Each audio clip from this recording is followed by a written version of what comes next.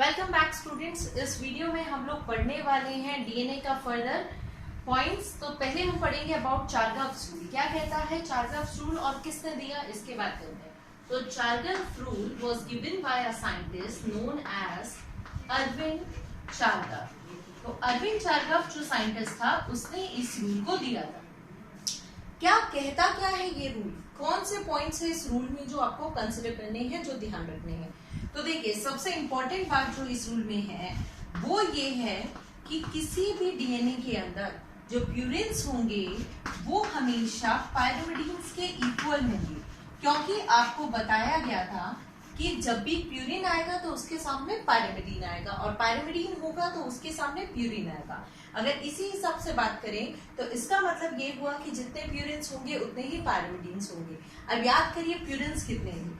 Purines होते हैं आपका एडेनिन एंड ग्वानिन, यानी एडेनिन एंड ग्वानिन का सम टोटल इक्वल होगा पायरिमिडीन। पायरिमिडीन यानी कि थायमिन एंड साइटोसिन इसके इक्वल होगा। यानी हम इसको इस तरीके से भी कह सकते हैं दैट एडेनिन एंड ग्वानिन, अगर इसका रेशियो हम थायमिन एंड साइटोसिन से लगाएं तो that will be equals to 1। तो सबसे इंपॉर्टेंट बात चारगाफ रूल की ये है कि चारगाफ ने बताया प्यूरिन एंड पायरिमिडीन इनका जो सम होता है, या फिर हम कहें the number of purines in a DNA is equals to the number of pyrimidine. क्योंकि आपको पता है जितने भी ए होंगे उतने टी होंगे, जी होंगे उतने ही सी होंगे। अगर हम इसी बात को कंसिडर करें तो हम कुछ और चीजें भी हम इससे देख सकते हैं। पहली बात तो मैंने आपको ये बताई। दूसरी बात देखिए क्या इसमें ध्यान देने की है। दूसरी बात हम ये भी कह सकते हैं कि एडेनिन का नंबर इक्वल टू थायमिन होगा, राइट। यानी हम कह सकते हैं एडेनिन और थायमिन का ratio it would be equals to 1। या फिर सेम वे हम कह सकते हैं कि ग्वानिन जितना होगा उतना ही cytosine. It is not the hydrogen bond I am showing the concentration की इसकी मोलर कंसंट्रेशन और इसकी molar concentration that would be equal. Same way guanine और साइटोसिन का रेशियो भी इक्वल्स टू 1 होगा। तो ये बात आप याद रखेंगे। एक गलती जो बच्चे करते हैं वो वाली गलती और सुनिए, ये मत करिएगा। कौन सी चीज में कह रही हूँ, कई बार बच्चे ऐसे करते हैं एडेनिन प्लस थायमिन और ग्वानिन प्लस साइटोसिन उसको इक्वल टू 1 कह देते हैं, जो कि गलत है। कैसे? एडेनिन और थायमिन ये दोनों आपस में बराबर है, पर कितने एडेनिन और कितने ग्वानिन इसका कोई आपस में लिंक नहीं है। तो इट मे बी पॉसिबल ये 2 हो तो ये भी 2 होंगे, पर ये थोड़ी है कि ये 2 है तो ये भी 2 है। अब ये 2 हो गए 2 2 4, और मान लीजिए 3 है तो ये हो गए 3 3 6, तो that can't be equals to 1। पर याद रखिए अगर ये हो adenine plus thymine upon guanine plus cytosine तो ये कांस्टेंट होता है फॉर अ स्पीशीज। यानी ह्यूमन में इसका रेशियो कांस्टेंट है, किसी और में इसका रेशियो कांस्टेंट है, तो ये चीज कांस्टेंट रहेगी। पांचवी बात, जितने किसी के भी अंदर पेंटोज शुगर होगी तो जितना भी अमाउंट ऑफ शुगर होगा, हर शुगर के साथ आपको पता है एक फॉस्फेट ग्रुप जुड़ता है, तो शुगर का अमाउंट एंड फॉस्फेट का amount that would also be equals to 1। तो ये वाली बात रही। तो ये कुछ रूल्स मैंने आपको बताए अरविंद चारगाफ के रूल। ये सारे जो रूल्स हैं चारगाफ रूल, ये बेस पेयरिंग है, ये आपको बता रहा है कि कौन किसके सामने किस तरीके से अटैच होगा। तो ये हम लोग इस वीडियो में यहाँ तक कंप्लीट कर चुके हैं अबाउट चारगाफ रूल। अब चारगाफ रूल के आगे की बातें करते हैं और क्या पढ़ना है। उसके बाद अब देखिए मैं डिस्कस कर रही हूँ आपसे about denaturation and renaturation. So if talking of denaturation, so what is denaturation?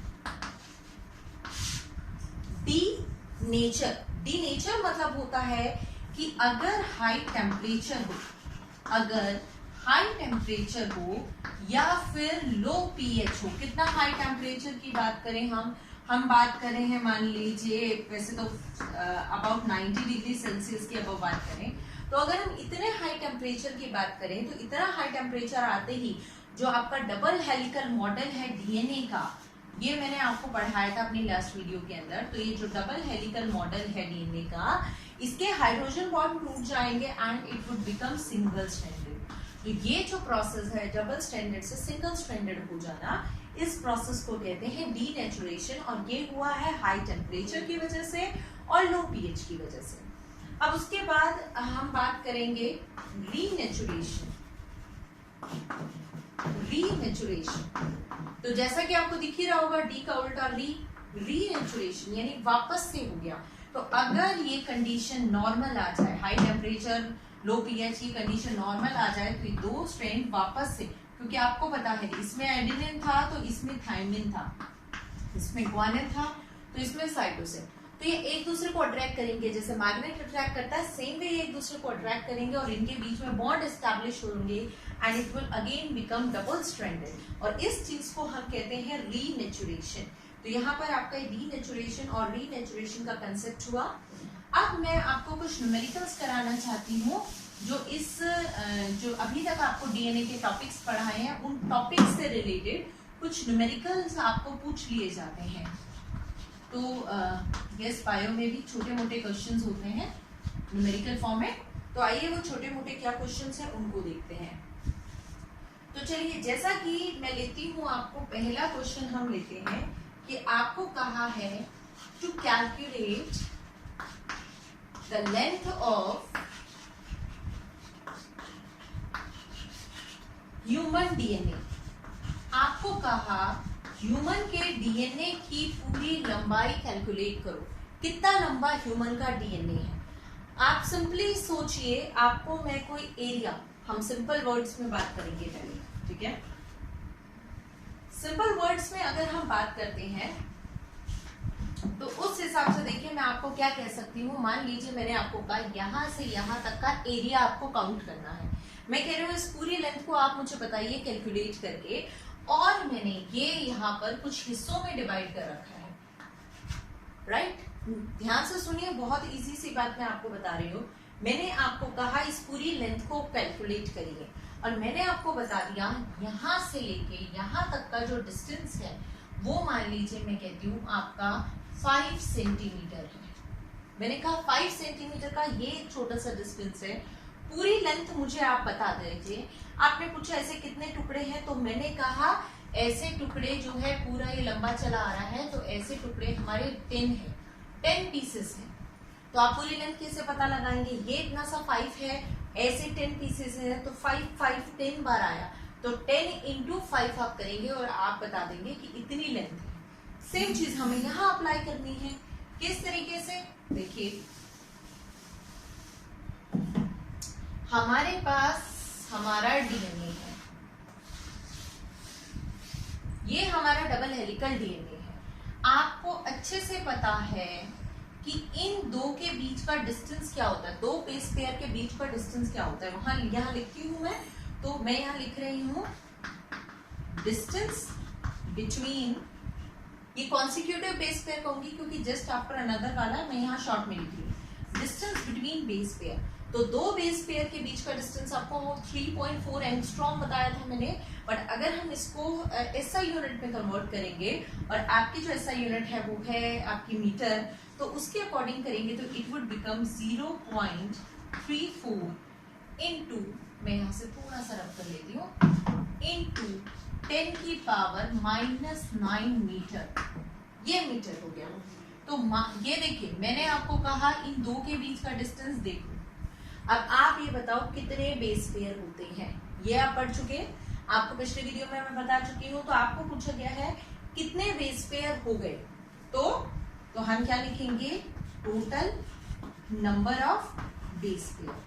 तो total number of base pair अगर हमें बताने हैं तो ये होते हैं 6.6 इंटू 10 की पावर 9, तो 6.6 इंटू 10 की पावर 9 बेस पेयर होते हैं।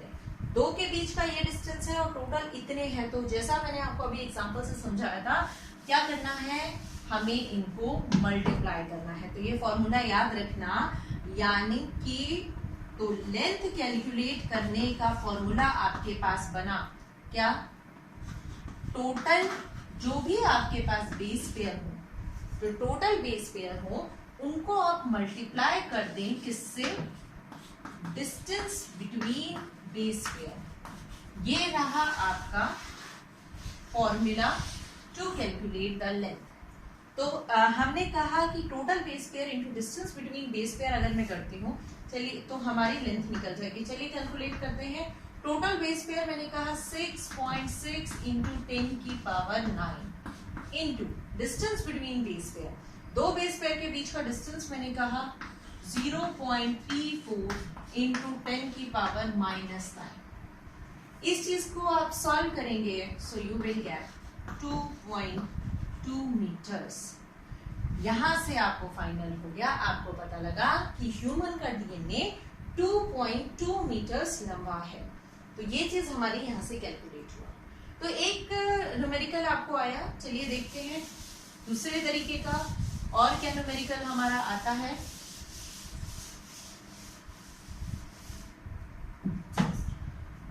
आपका सेकेंड न्यूमेरिकल, सेकेंड जो न्यूमेरिकल है आपको हो सकता है लेंथ दे दे और बेस पेयर कैलकुलेट करने के लिए पूछे, और ये क्वेश्चन आपको एनसीईआरटी में दिया भी हुआ है। तो देखिए आपको क्या दिया है क्वेश्चन में, शॉर्ट में लिख रही हूँ, length of E coli, bacteria होता है ये, तो length of E coli DNA. तो ई कोलाई के डीएनए की आपको लेंथ दी हुई है आपकी बुक के अंदर, and that length is 1.36 mm।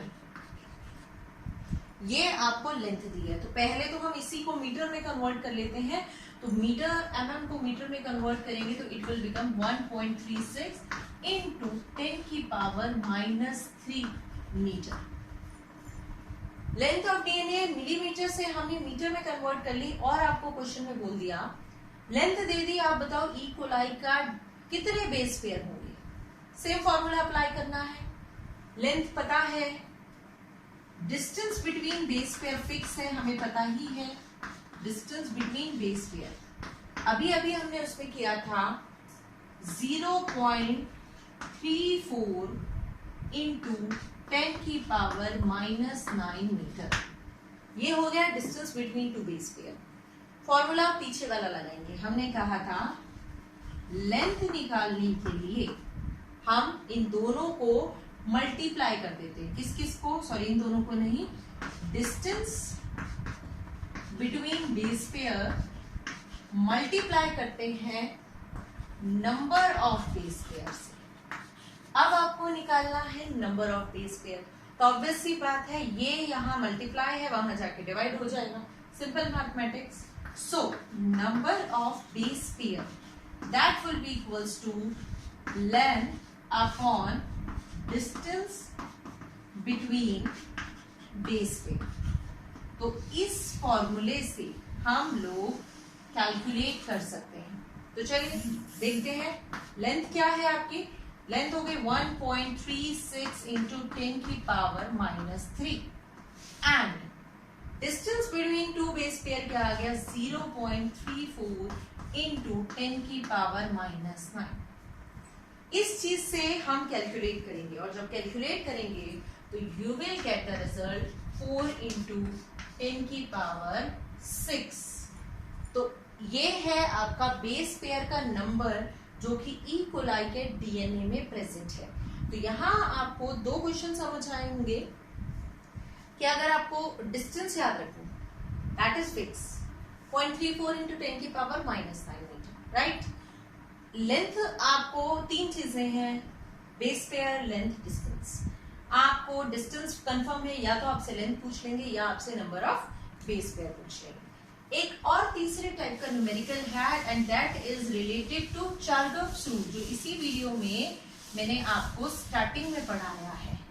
What is Chargaff rule? हमने कहा था बेस पेयर का रूल है। तो question 3 which is dependent on Chargaff's rule. तो देखिए क्या क्वेश्चन है, आपको बोल दिया गया कि इफ अमाउंट ऑफ, मान लीजिए आपको बोला इफ अमाउंट ऑफ एडेनिन का अमाउंट दिया, if amount of adenine in a DNA, if amount of adenine in a DNA is 30%, 30% दे दिया। अब कहा calculate amount of cytosine. Cytosine का अमाउंट कैलकुलेट करने के लिए बोला और एडेनिन का अमाउंट आपको दिया है। आपको पता है एडेनिन और साइटोसिन का कोई आपस में लेना देना नहीं है। रूल याद कीजिए, बेस पेयरिंग का रूल। बेस पेयरिंग कहती है एडेनिन का अमाउंट थायमिन के इक्वल है और ग्वानिन का अमाउंट साइटोसिन के इक्वल है। अब इस पे आ जाओ, एडेनिन कितना दिया है आपको? एडेनिन दिया है 30, इसका मतलब थायमिन भी कितना होगा? 30, यानी एडेनिन प्लस थायमिन। सोचिए क्या बोल रही हूं मैंने कहा adenine 30, adenine is equals to thymine, therefore thymine is also 30, यानी adenine plus thymine 30 plus 30 60, right? ये हो गया 60। तो बाकी टोटल कितना परसेंट होता है? 100%, यानी कि ग्वानिन प्लस साइटोसिन कितना हो गया? 40। ये 60 है तो सिर्फ 40 ही बचा। ये दोनों आपस में इक्वल है। 40 को आप दो इक्वल पार्ट्स में डिवाइड कीजिए। So it's simple that guanine और cytosine that is equals to 20%। So this is the answer. Even NEET के पेपर में भी बहुत सिंपल सा क्वेश्चन है, बट नीट के एग्जाम में भी ये क्वेश्चन आया हुआ है। सो यहाँ तक आप लोग क्या क्या पढ़ चुके हैं अभी तक? आपने डीएनए का स्ट्रक्चर पढ़ा है और फिर डीएनए के स्ट्रक्चर में हेलिकल मॉडल के बारे में आपने पढ़ा है, एक पॉलीन्यूक्लियोटाइड चेन आपने पढ़ी, चार्गव्स रूल पढ़ा, अलग अलग न्यूमेरिकल्स कैसे निकालते हैं, और कुछ डाटा आपको याद करने के लिए मैंने दिया था, जैसे ह्यूमन के डीएनए का कितना कंटेंट है और मतलब नंबर ऑफ न्यूक्लियोटाइड्स कितने हैं, और आपके बैक्टीरियोफेज के आपको दिए थे। So you have to remember that क्योंकि वो एनसीईआरटी का गिवन डाटा है। In the next video we are going to study the packaging of DNA. Till then, keep revising.